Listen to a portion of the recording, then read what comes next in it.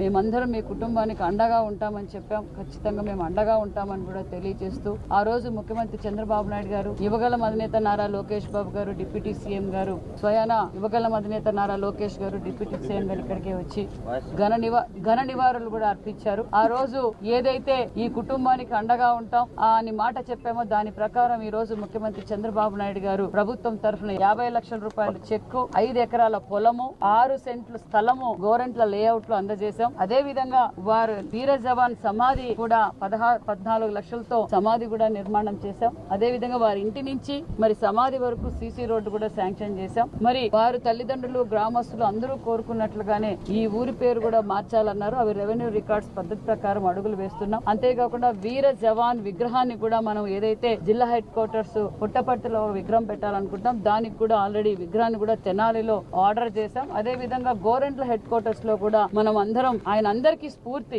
యువతకు ఒక స్ఫూర్తి, ప్రతి ఒక్కరికి ఈ వీర జవాన్ మురళీ నాయక్ అందరికీ స్ఫూర్తి. దానికి గాను విగ్రహం కూడా ఏర్పాటు చేస్తున్నాం. వారి తల్లిదండ్రులకు ఎప్పుడు ఎల్లవేళలా మేమంతా అండగా ఉంటామన్న విషయం కూడా తెలియజేస్తున్నాం.